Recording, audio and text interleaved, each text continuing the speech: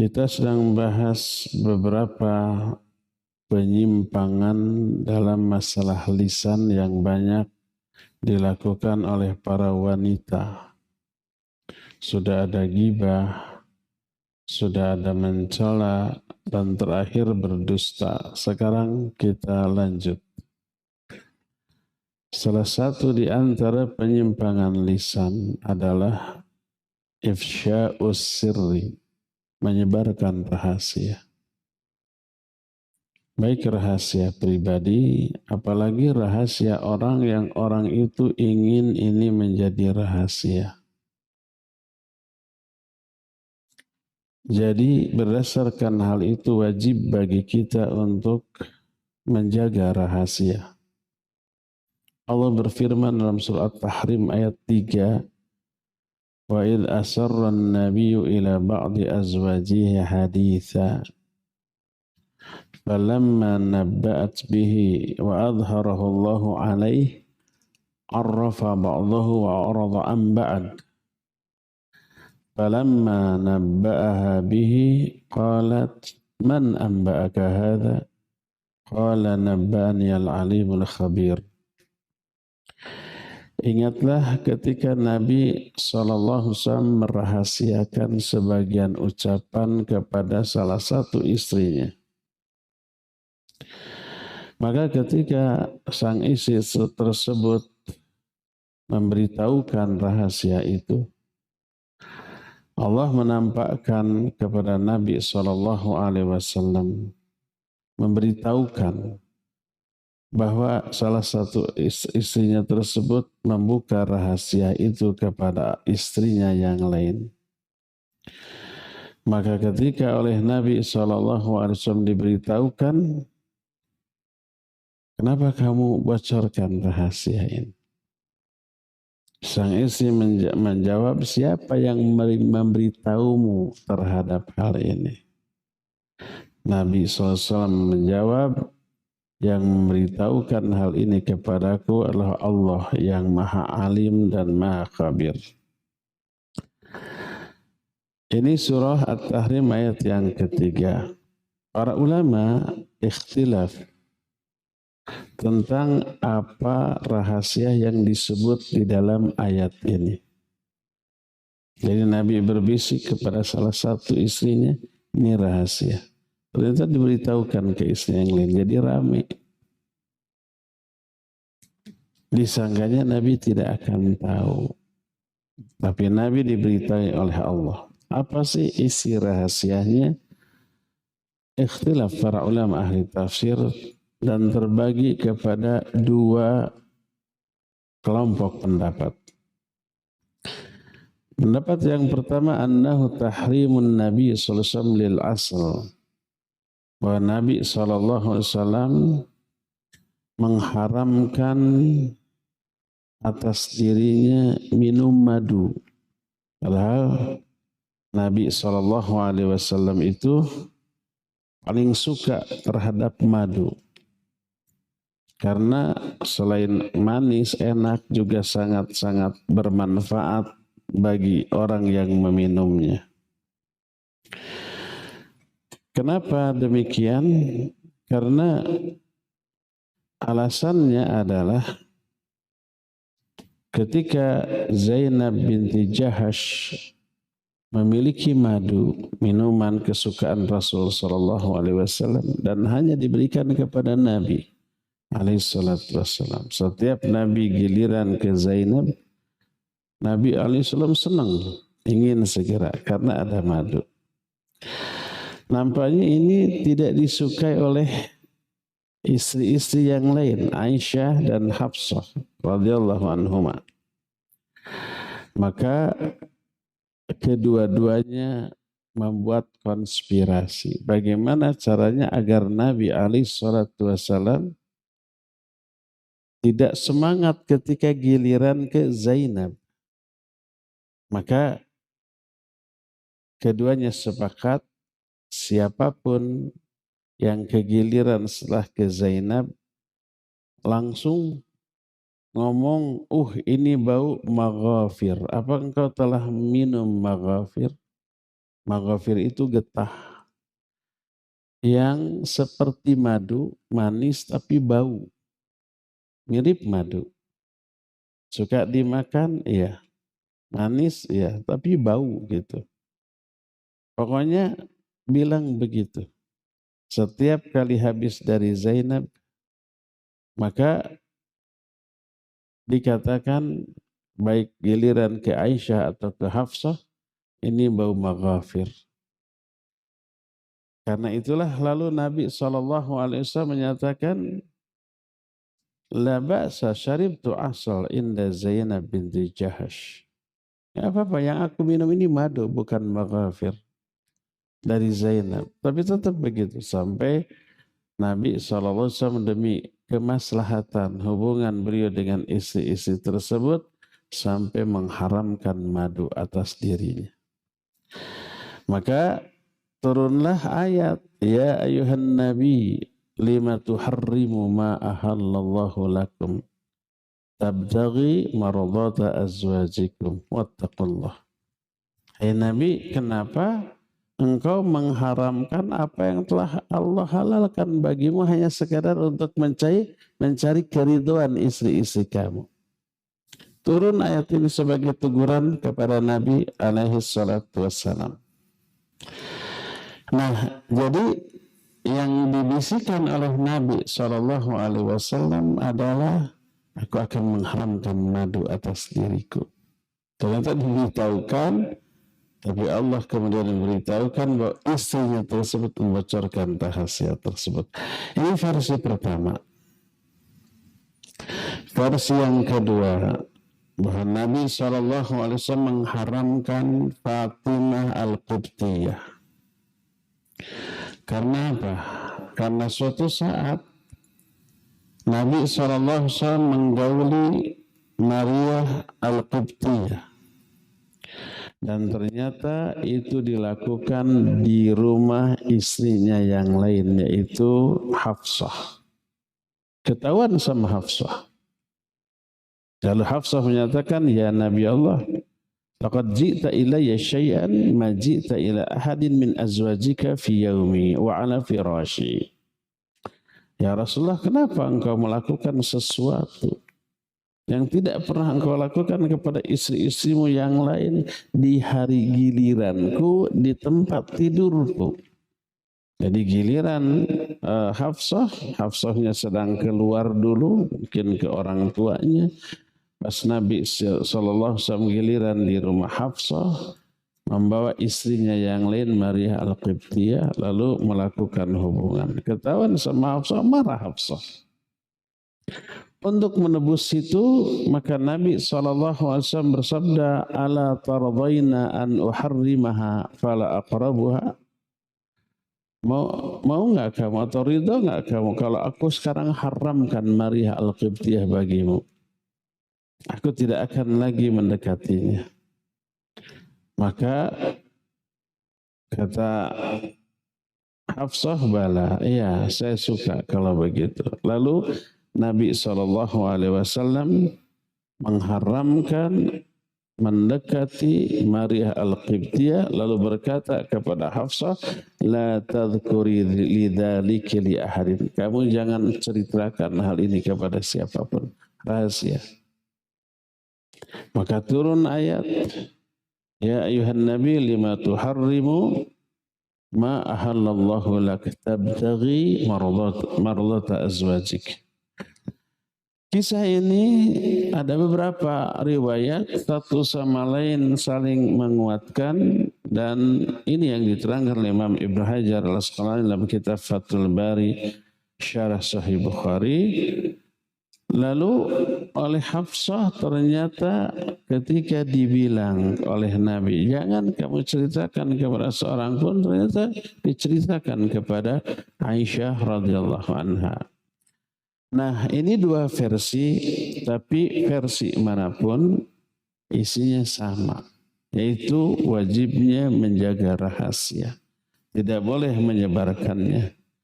Wa idza wa'adat annaha taktumu sirra thumma afashathu tu'addu athimah. Kalau dia berjanji Ini akan dirahasiakan, tapi ternyata disebarkan, maka dia berdosa. Allah Azza wa Jalla berfirman dalam Al-Quran surah An-Nahl 91, wa aufu bi ahdillahi idza ahadtum. Tunaikan janji-janji kalian kepada Allah kalau kalian berjanji. Wajib kita berpegang teguh kepada janji yang sudah kita ucapkan. Termasuk janji ke orang, salah satu isinya, saya akan pegang rahasia ini, nggak akan diberitahukan kepada orang lain. Maka wajib ditunaikan itu janji.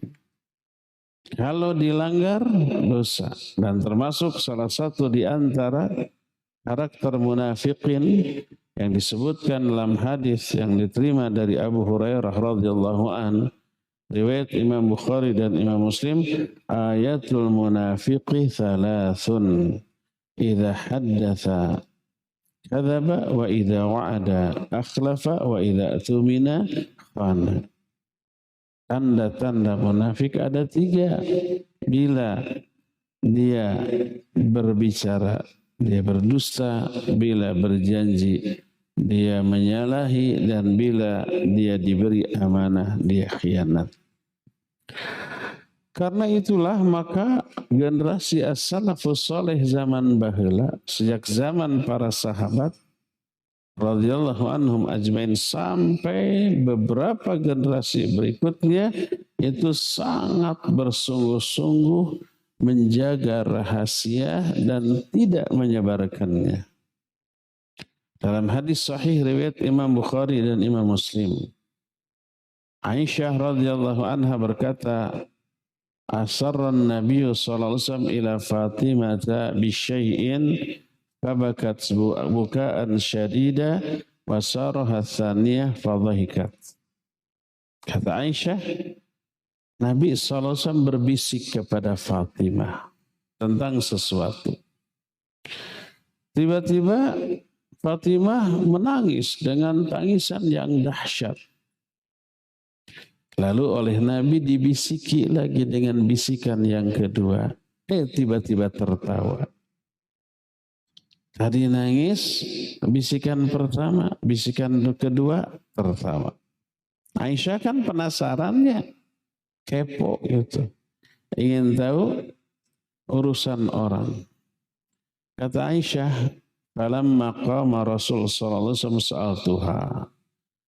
Ketika Nabi sallallahu alaihi wasallam sudah pergi, aku bertanya kepada Fatimah, apa sih yang dibisikkan oleh Rasul sallallahu alaihi wasallam sehingga kamu menangis kemudian tertawa? Apa kata Fatimah? Ma kuntu liufsya sirra Rasulillah sallallahu alaihi wasallam. Aku tidak ingin, tidak mau membocorkan rahasia Rasul sallallahu alaihi wasallam. Jadi ditahan oleh Fatimah, tidak bicara, tidak ngomong apa-apa. Maka falamma tufiya Rasul sallallahu alaihi wasallam qalat Aisyah, setelah Nabi sallallahu alaihi wasallam wafat, maka Aisyah berkata lagi kepada Fatimah, azamtu alaika lima haddatsinihi ma qala laki Rasul sallallahu alaihi wasallam. Saya masih penasaran tuh tentang apa yang disampaikan oleh Rasul SAW kepadamu dulu, masih tetap kepo, udah tahunan itu. Maka kata Fatimah, ammal an fana'am. Adapun sekarang setelah Nabi SAW wafat, ya boleh aku beritahukan. Amma hina sarani fil maratil ula fa akhbarani anna Jibril kana yu'ariduhu al-Qur'an fi kulli sanah marrah wa annahu aradahu al-an marratain wa inni la ara ajali illa qad iqtaraba fabaqaitu. Thumma sarani thaniyah faqala ya Fatimah amma tardayna an takuni sayyidata nisa'i ahli al-jannah fadhahiktu. Kata Fatimah, adapun ketika Nabi SAW berbisik kepadaku bisikan pertama. Beliau memberitahukan kepadaku bahwa Jibril biasa mendatangi beliau memurojaah, mengetes, mengecek hafalan Quran beliau 1 tahun 1 kali. Lalu tahun ini kok sampai 2 kali?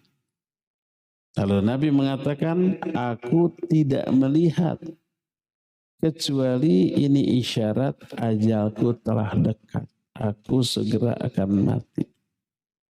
Itu bisikan pertama Nabi SAW kepada Fatimah.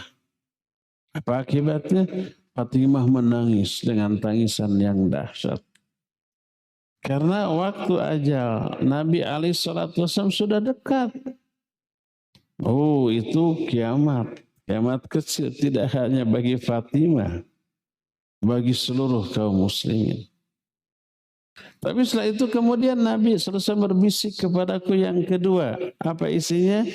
Beliau menyatakan, wahai Fatimah, suka enggak kamu kalau kamu nanti akan menjadi pemimpin para wanita ahli surga?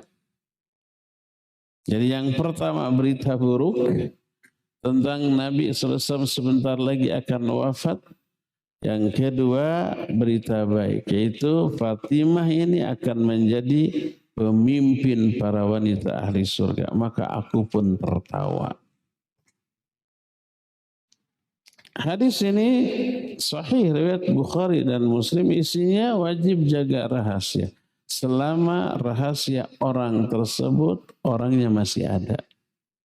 Dan boleh diberitahukan kalau orangnya sudah tidak ada, tapi nanti ini ada rincian sebagaimana akan diterangkan di bagian akhir dari materi ini.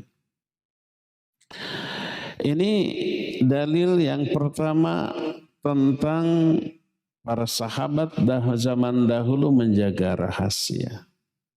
Kedua, hadis sahih riwayat Imam Bukhari dari Abdullah bin Umar radhiyallahu anhuma.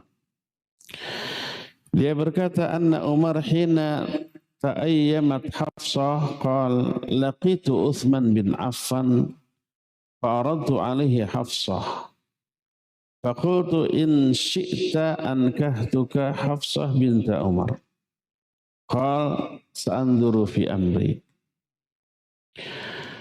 فلبثت ليالي ثم لقيني فلبثت ليالي ثم لقيني فقال قد بدأ لي ألا أتزوج يومي هذا.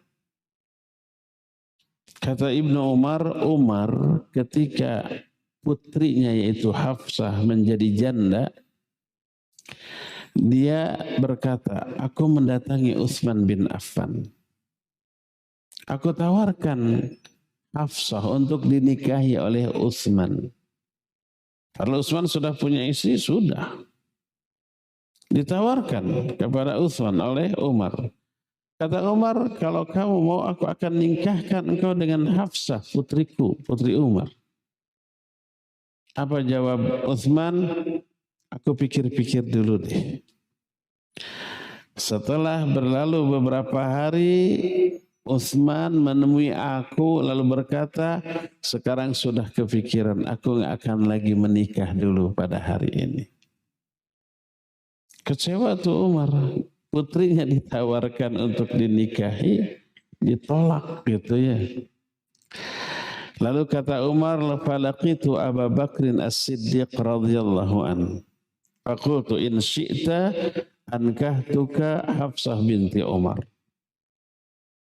Kalau kau mau, aku akan nikahkan kamu dengan putriku yaitu Hafsah.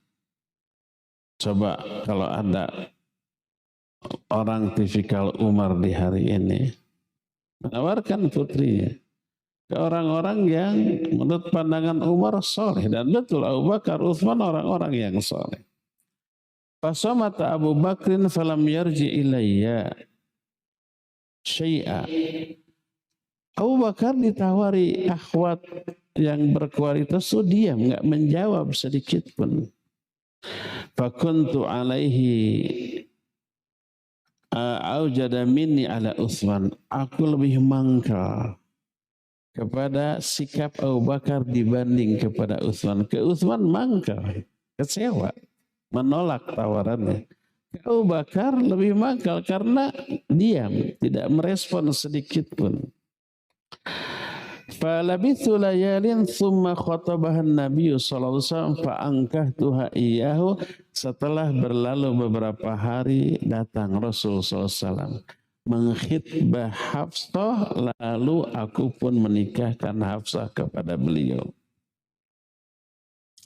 Falaqiyani Abu Bakar, setelah beres peristiwa prosesi pernikahan, Abu Bakar datang menemui aku. Lalu Abu Bakar berkata, la'allaka wajadta alayya hina aradta alayya ilaika hina aradta alayya Hafsah falam arji ilaika syai'a.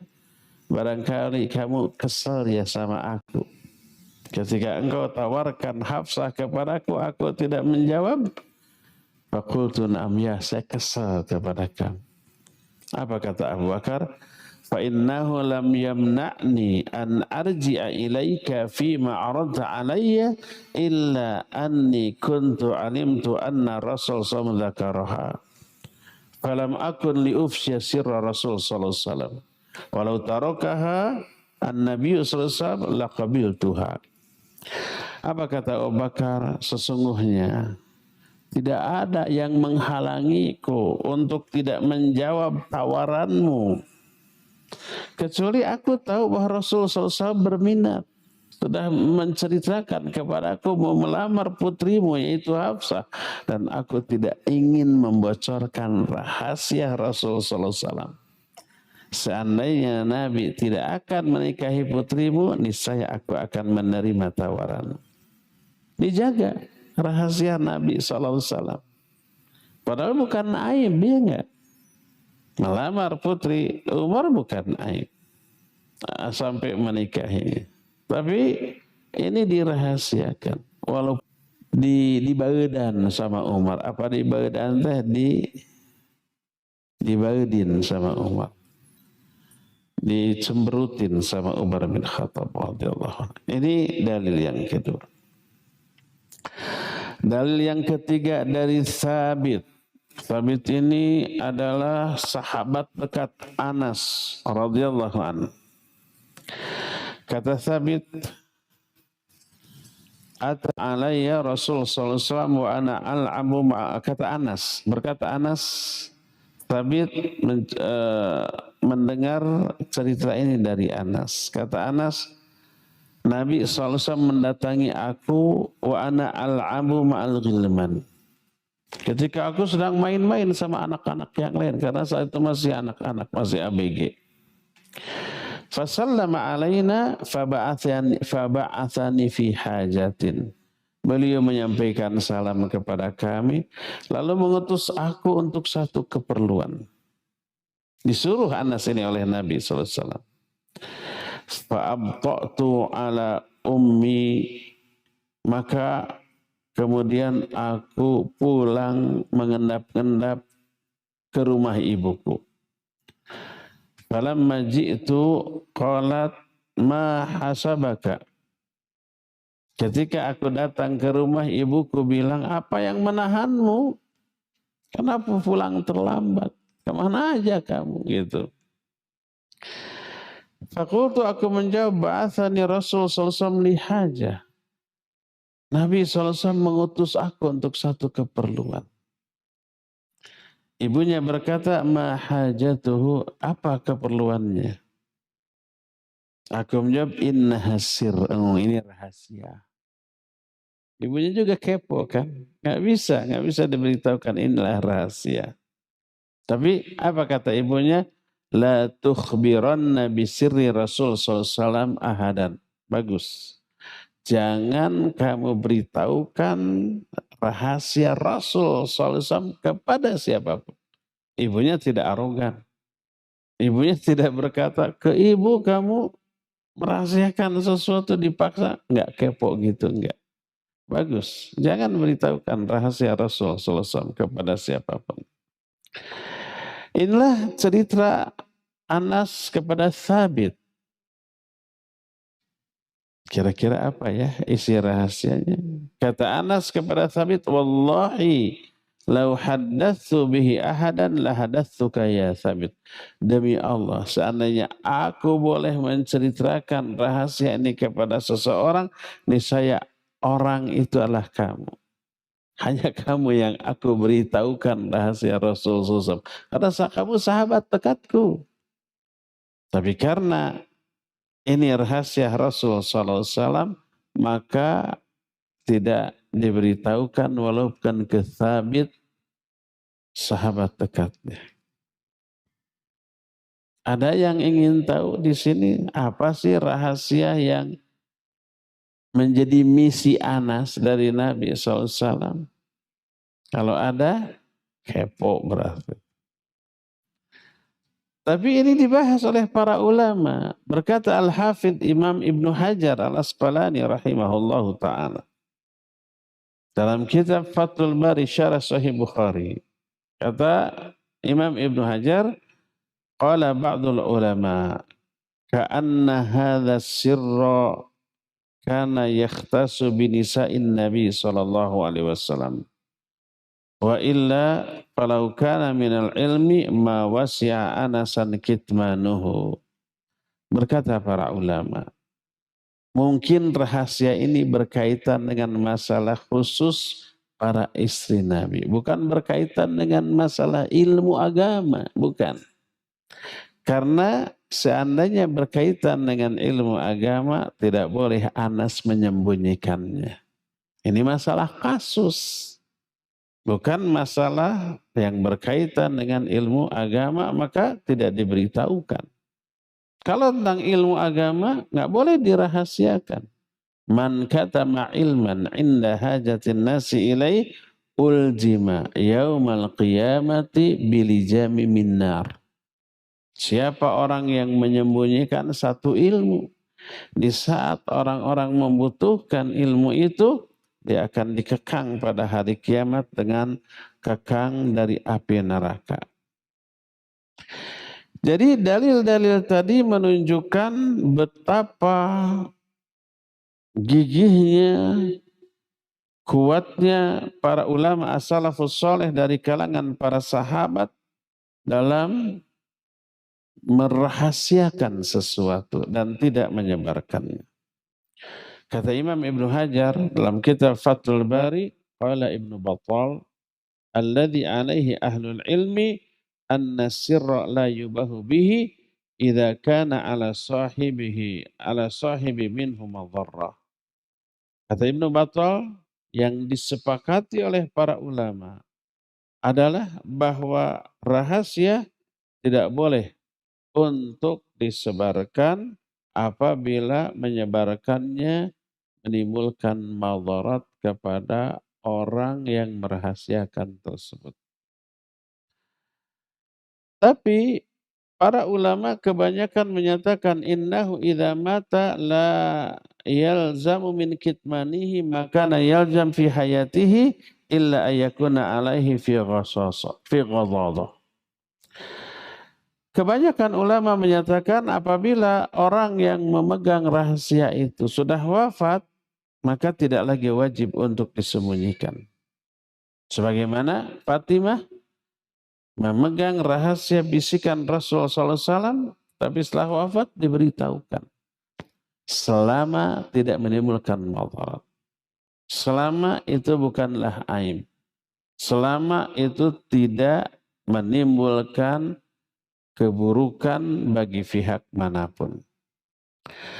Maka berkata Imam Al-Hafidh Ibnu Hajar, qultu alladhi yadharu inqisamu dhalika ba'dal maut ila ma yubah wa qad yustahabbu dhikruhu walau kariha sahibu sirri ka'ayyakuna fihi tazkiyah lahu min karamatin aw manqibatin aw nahwi dhalik wa ila ma yukrahu mutlaqan wa qad yuhram wa huwa alladhi asyara ilaihi Ibnu Battal. Waqad yajibu ka'ayyakuna fihi ma yajibu dzikruhu kahaqqin qiyami bihi fayurja ba'dahu idza dzukira liman yaqumu bihi anhu ayyaf'ala dzalik.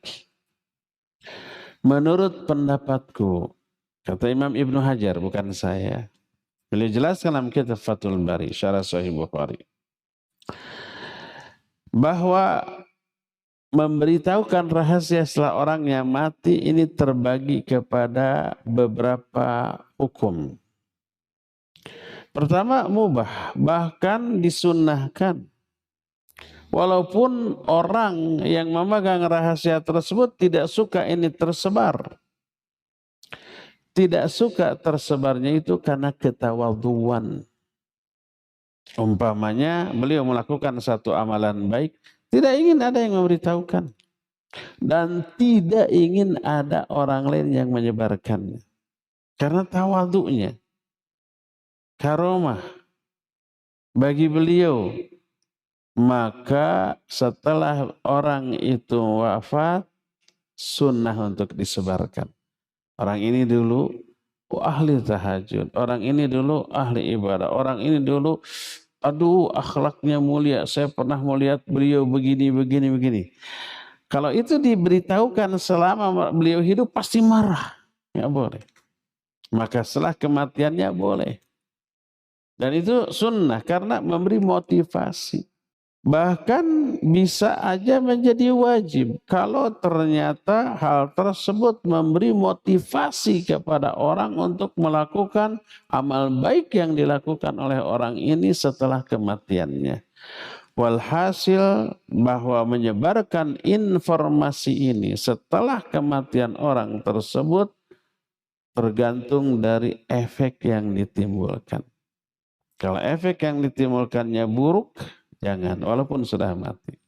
Tapi kalau baik, sunnah minimalnya untuk menyebarkannya kepada orang lain. Ya. Hal yang paling wajib dirahasiakan adalah masalah hubungan suami istri. Ketika suami istri melakukan hubungan di kamarnya, tidak boleh apa yang mereka lakukan itu diberitahukan. Melakukannya boleh, bahkan ibadah berpahala. Menyebarkannya adalah hal yang haram. Disebut dengan sebutan seburuk-buruk manusia di sisi Allah Azza wa Jalla. Begitu tuh. Ada perkara yang melakukannya ibadah. Tapi menyebarkannya ya haram. Melakukan maksudnya antara dia dengan istrinya yang sah. Kalau dengan orang lain maka tidak boleh. Ya. Melihat orang lain melakukan hubungan baik langsung atau lewat video sekarang haram, tidak boleh karena aurat orang. Dia boleh melihat aurat istrinya, istrinya boleh melihat aurat dia. Tapi kalau orang lain tidak boleh. Walaupun kita sudah dewasa, apa salahnya lihat? Kita juga sering melakukannya sama istri kita, nggak merasa bersalah. Nggak merasa itu sebagai satu aib. Sakit tuh orang yang kayak gitu. Betul, kita sudah dewasa, melakukannya boleh asal dengan istrinya. Tapi melihat orang lain berbuat begitu, itu aib besar. Tidak boleh untuk disebarkan. Kalau menyebarkannya nggak boleh, maka melihat orang lain berbuat begitu yang disebarkan oleh orang pihak ketiga juga haram, tidak boleh.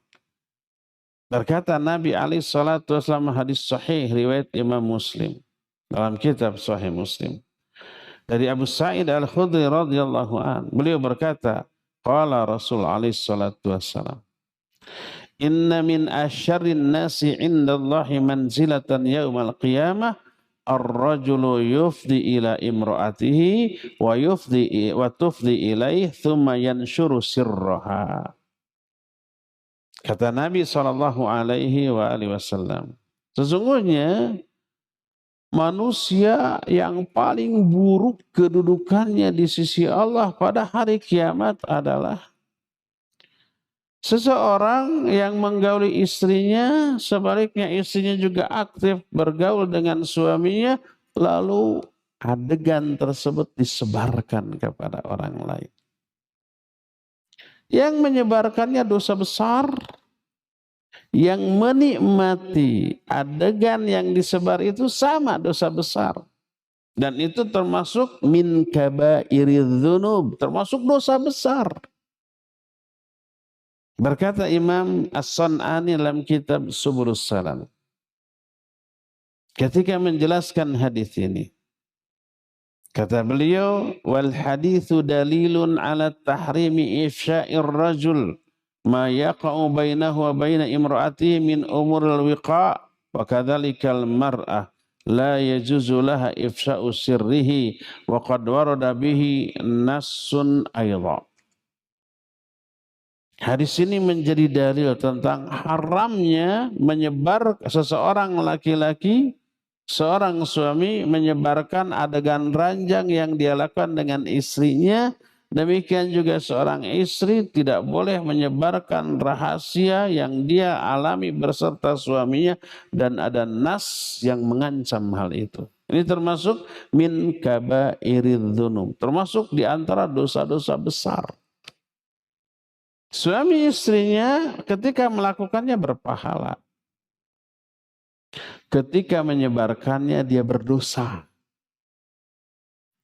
Orang yang menyebarkannya dengan cara divisualisasikan itu lebih jelas, lebih gamblang daripada apa? Daripada secara lisan. Hanya dalam bentuk audio.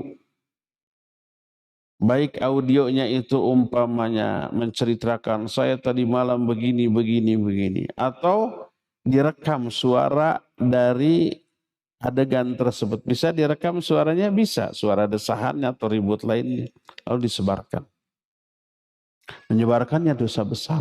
Siapa yang ikut terlibat dalam dosa? Yang menontonnya, yang mendengarkan. Apalagi ikut menyebarkannya. Sama-sama. Taubahnya seperti ghibah.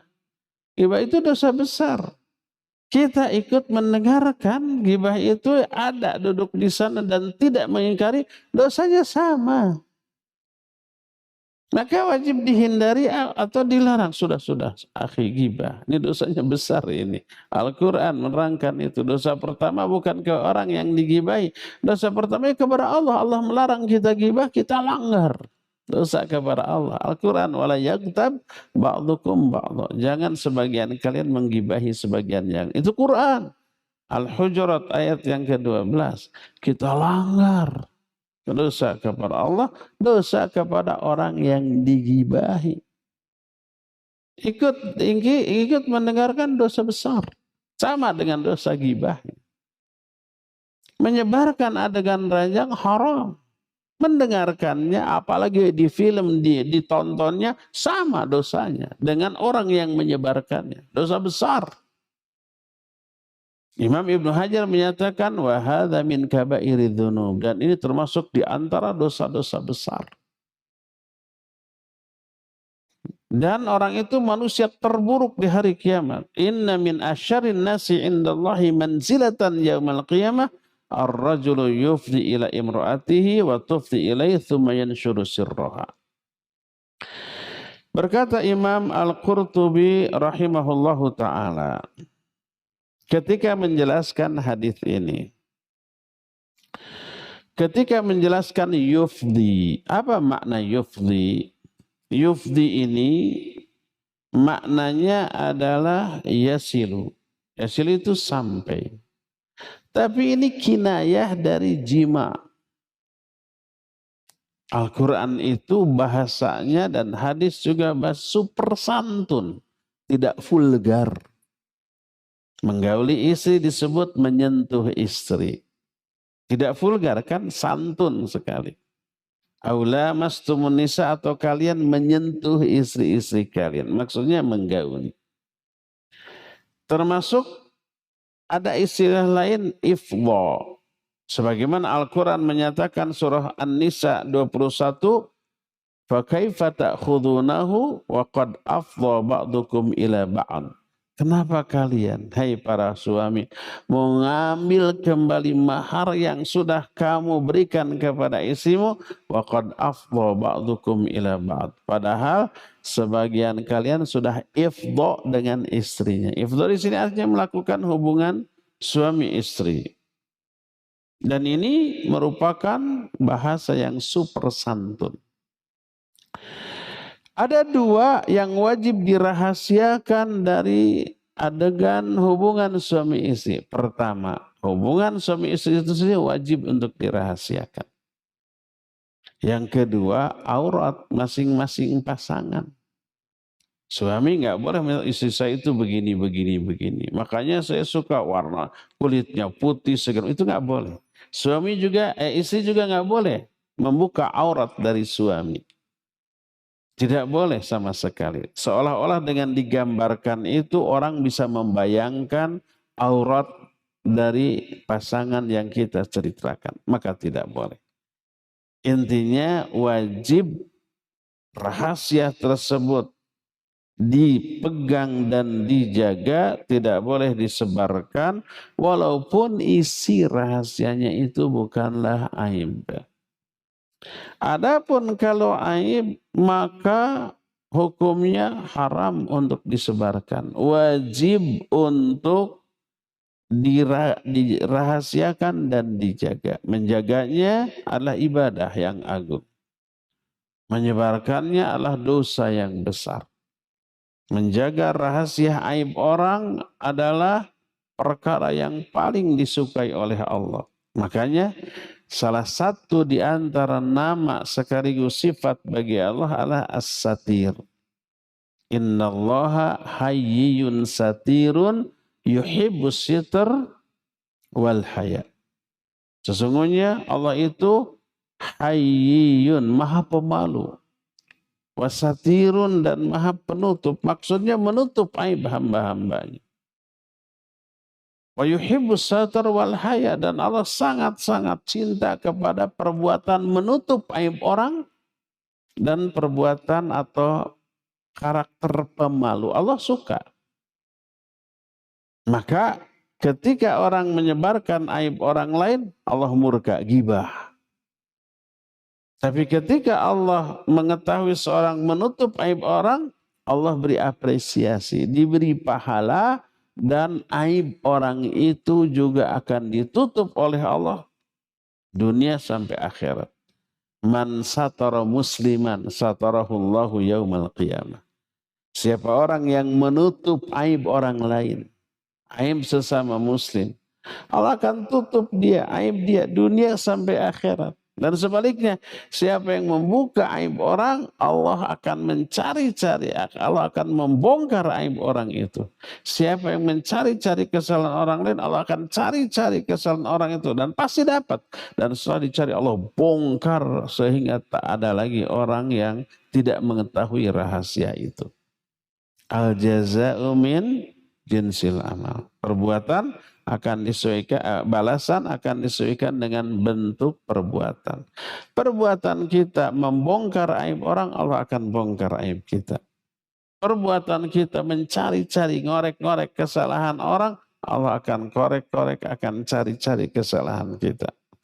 Perbuatan kita menutup aib orang, Allah akan tutup aib kita dunia sampai akhirat. Aib kita di dunia ditutup, di dunia sampai akhirat, dan di akhirat aib kita tersebut diampuni itu oleh Allah Subhanahu wa taala dan tidak diazab. Balasan atas perbuatan kita yang menutupi aib orang. Berkata Rasul alaihi salatu wassalam, "Innallaha sayukhlisu rajulan min ummati."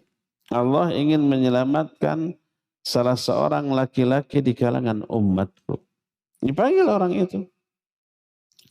Lalu setelah dipanggil, Allah tutup satar, penutup, gording penutup. Pada hari kiamat, orang lain tidak mengetahui isi dialognya dan apa yang dilakukan antara orang itu di hadapan Allah Azza wa Jalla. Lalu Allah bertanya, "Ata'rifu dzamba kadza wa kadza fi yaumi kadza wa kadza?" Kamu mengaku nggak kamu dosa ini di hari ini? Orang itu menjawab, "Bala ya Rabbi, ya saya ngaku."